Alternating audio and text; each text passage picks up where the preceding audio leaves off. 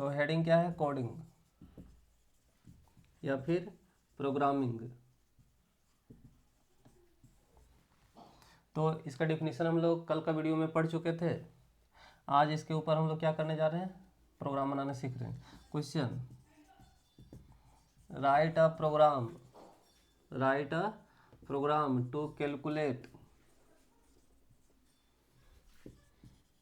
Some of two numbers.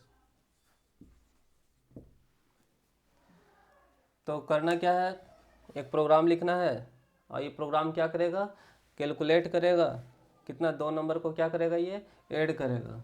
तो दो number को ऐड, यहाँ पे कुछ भी मान लेते हैं ए बी, और ये जो स्टोर कर रहा है कौन, सम।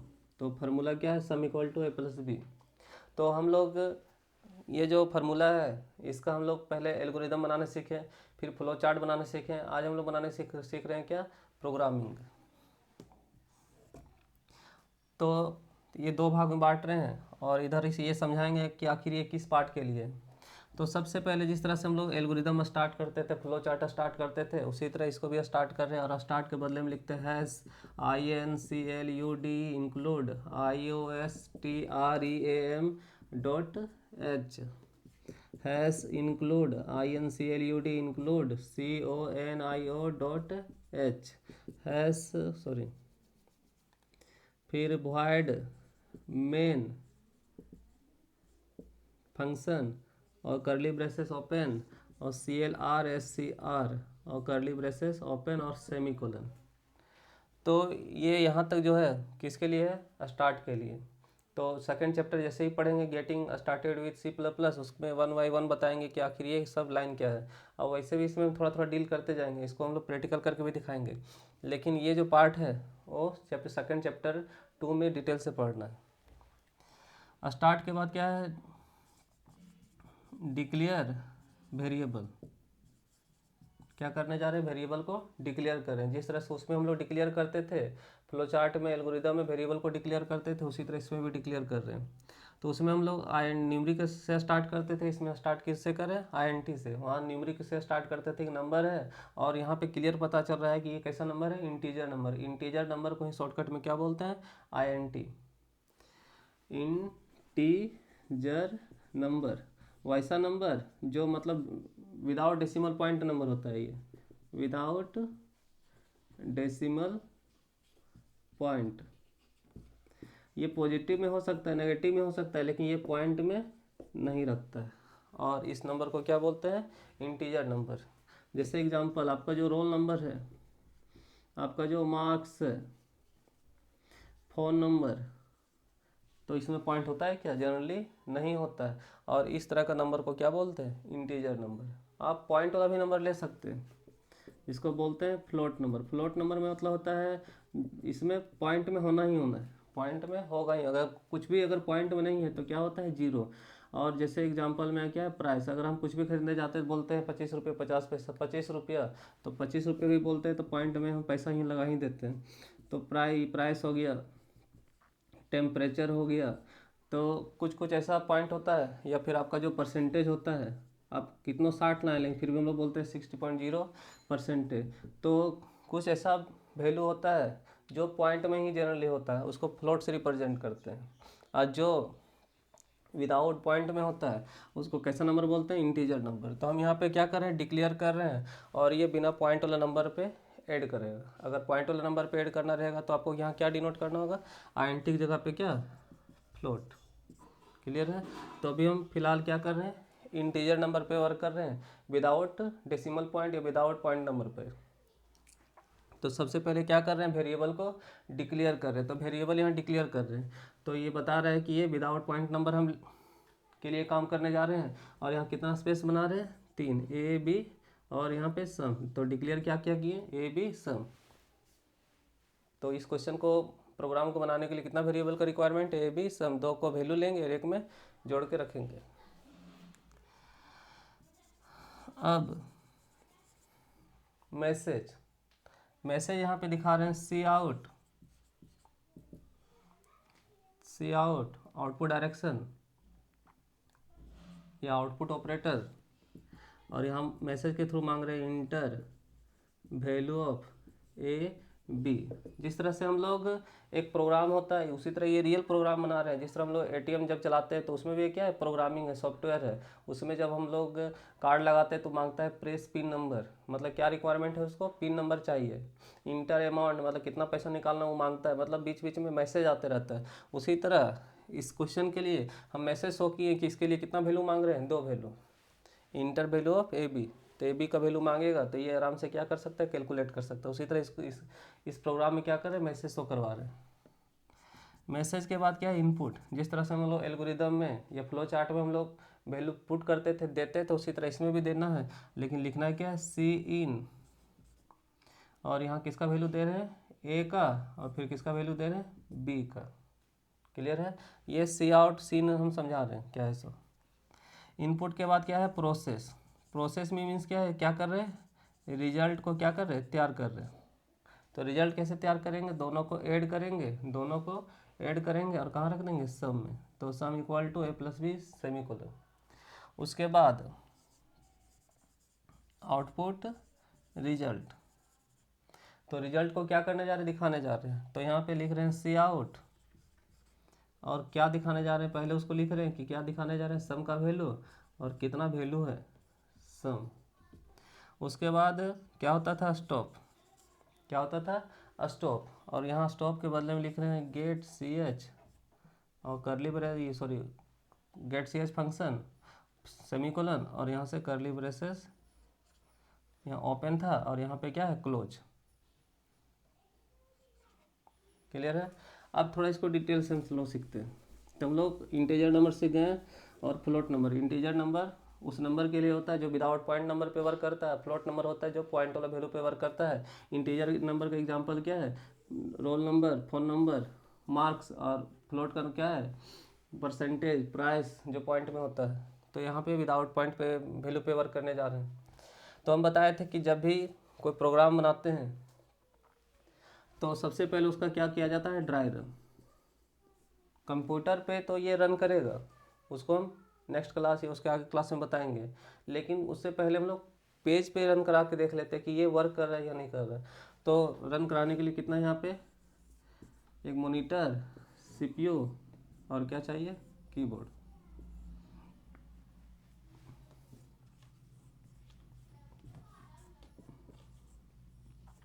ये क्या है, सीपीयू।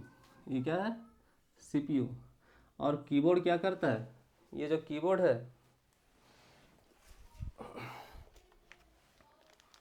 ये जो कीबोर्ड है जब हम कुछ देते हैं तो अंदर जाता है, ये अंदर जाता है। तो सीपीयू क्या, ये जो कीबोर्ड क्या करता है, अंदर भेजता है। आखिर ये अंदर कहाँ भेजता है, सीपीयू में। तो सीपीयू का शॉर्टकट यहाँ क्या है, सी। तो सी से सीन। क्लियर है। तो कीबोर्ड क्या करता है, अंदर भेजता है। और कहाँ पे भेजता है, ये सीपीयू में।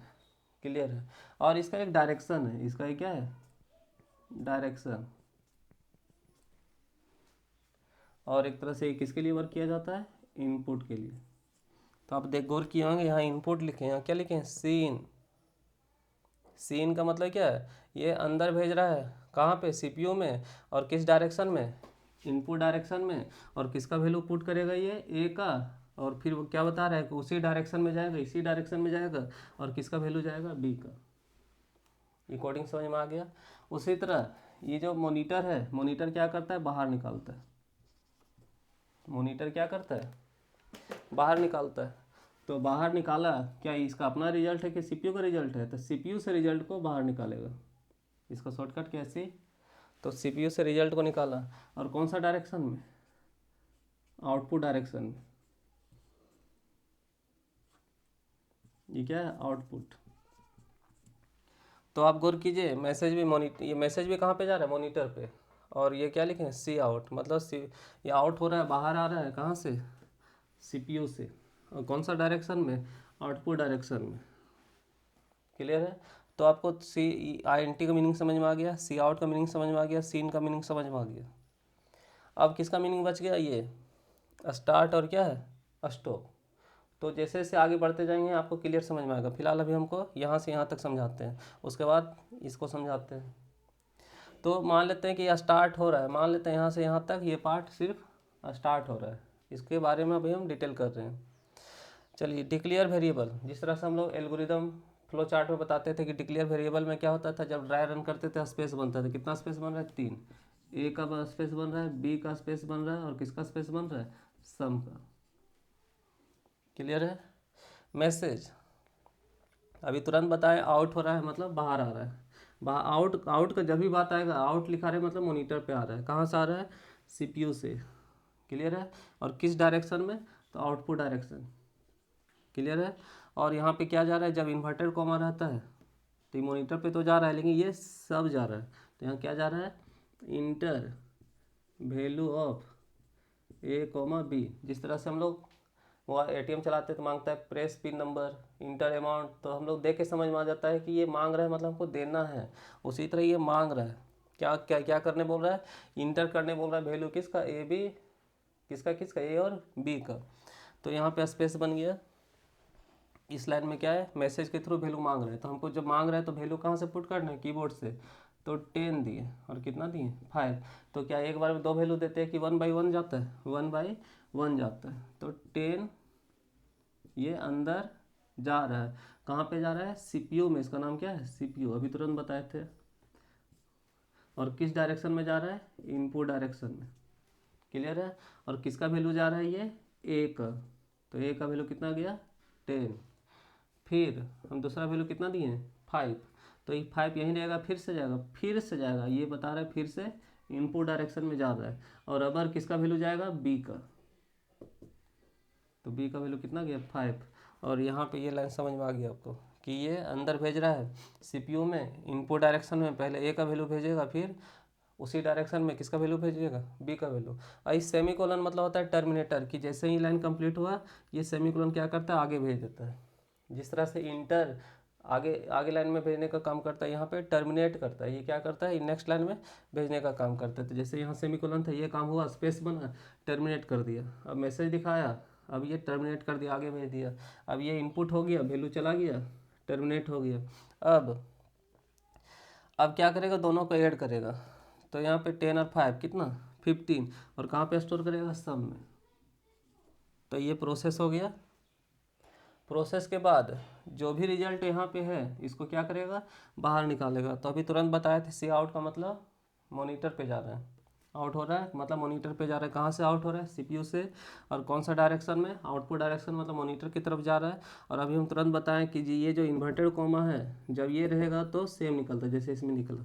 तो यहाँ भी इन्वर्टेड कॉमा है तो सेम निकलेगा। क्लियर है? थोड़ा सा डिफरेंस समझिए। और ये बता रहा है कि फिर से जा रहा है आउटपुट डायरेक्शन में, और यहाँ इन्वर्टेड कॉमा नहीं है। जब रहता है, जब रहेगा तो सेम जाएगा, और जब नहीं रहेगा, इसमें तो नहीं है, जब नहीं रहेगा तो उसका वैल्यू फाइंड करके निकालना है। तो जब नहीं रहेगा, इसमें इन्वर्टर कॉमा नहीं है तो उसका वैल्यू निकालना है। तो यहाँ से कितना? 15। उसके बाद क्या? स्टॉप। तो ये ड्राई रन तो हो गया। 2 नंबर को क्या कर रहा है? ऐड कर रहा है। तो यहाँ इस लाइन में क्या किया? स्पेस बनाया। इस लाइन में मैसेज मांगा, और मैसेज के अकॉर्डिंग हम लोग क्या किए? इस लाइन के थ्रू क्या किए? वैल्यू पुट किए हैं। इसमें क्या किया? प्रोसेस किया। और इस लाइन में क्या किया? आउटपुट। और हम कल बताए थे कि कोडिंग का प्रत्येक लाइन कंप्यूटर को कुछ ना कुछ वर्क करने देता है। तो ये हम लोग क्या करते हैं? कोडिंग का प्रत्येक लाइन से कंप्यूटर को वर्क करने दे रहे हैं। यहाँ तक समझ में आ रहा है? अब इन सारा कोडिंग को जब हम कंप्यूटर पे रन करते हैं, ये तो ड्राई रन में हो गया।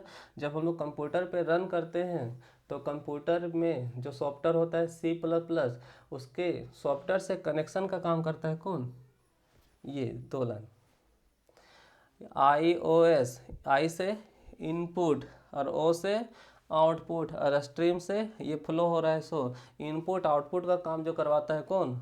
Stream header file. जिस तरह से हम लोग म्यूजिक फाइल होता है, पीडीएफ फाइल होता है, जेपीजी फाइल होता है, बहुत तरह का फाइल होता है, उसी तरह C++ फाइल को क्या बोलते हैं? Header file. और उसका जो पहचानने का नियम क्या है? .h। क्लियर है यहाँ तक? conio.h, ये जो conio.h है, कंसोल इनपुट आउटपुट, ये क्या करता है? क्लियर स्क्रीन को और ये getch को क्या करता है? कंट्रोल करता है। ये क्लियर स्क्रीन क्या करता है कि ये जो स्क्रीन पे जो भी आया है, अगर मान लेते हैं अभी 10-5 हम रन कराएं, नेक्स्ट बार हमको 20 और 50 को हमको क्या करना है? कैलकुलेट करवाना है। तो ये पहले वाला जो स्क्रीन में जो भी यहाँ पे है, इसको क्या कर देगा? क्लियर कर देगा। जिस तरह से हम लोग कैलकुलेटर चलाए होंगे, कैलकुलेटर उसमें एक सी बटन होता है, जिस तरह से दबाते हैं, जैसे ये कुछ दबाया तो ये क्लियर कर देता है ताकि नेक्स्ट टाइम हम क्या कर सकें, कैलकुलेशन कर सकें। उसी तरह यहाँ क्लियर स्क्रीन, CLR से क्लियर, SCR से स्क्रीन, और ये फंक्शन ये क्या करता है, स्क्रीन को क्लियर करता है। ये जो रिजल्ट है सम इक्वल टू 15, ये जो 15 जो स्क्रीन पर जो रुका हुआ है, फ्रीज किया हुआ है, यहाँ जो यहाँ क्या है, यहाँ पे जो यहाँ पे रुका हुआ है, इसको रोकने का काम कौन किसका है, गेट CH। तो जैसे हम आपको प्रैक्टिकल करके दिखाएंगे, ये सबको 1 बाई 1 हम बताएंगे कि आखिर ये सब कंप्यूटर में जब प्रोग्रामिंग करते हैं, कंप्यूटर में रन कराते हैं, तो ये सब का क्या रोल है, और अभी फ़िलहाल आपको क्या समझना है कि कैसे इसको प्रोग्रामिंग किया जाता है। तो ये पार्ट और ये पार्ट जितना प्रोग्राम बनाइएगा, 1 से 5 मतलब 50, 100, 500 जितना हम लोग कोडिंग करते हैं C++ में, ये पार्ट हमेशा रहता है। बस चेंज कहाँ पे होता है, ये डिक्लेयर से कहाँ तक, आउटपुट तक। तो ये सब का पार्ट के बारे में हम लोग बताए थे सेकंड चैप्टर में, ये डिटेल से पढ़ना है। लेकिन फिर भी आपको जब हम प्रैक्टिकल बताएंगे, इसका हम सबका प्रैक्टिकल करके दिखाएंगे कि ये स्क्रीन को क्लियर करता है कि नहीं करता है, ये रिजल्ट को रोकता है कि नहीं रोकता है, ये दोनों को ये हेडर फाइल कंट्रोल करता है कि नहीं करता है, फिर ये जो इनपुट है, ये जो आउटपुट है, ये दोनों को जो कंट्रोल करता है कौन, iostream.h, इनपुट आउटपुट। तो हम प्रैक्टिकल में जब हम दिखाएंगे नेक्स्ट क्लास, मतलब कल के क्लास में इसके बारे में बताएंगे, तो आपको 1 बाई 1 ये सब क्लियर हो जाएगा। थैंक्स।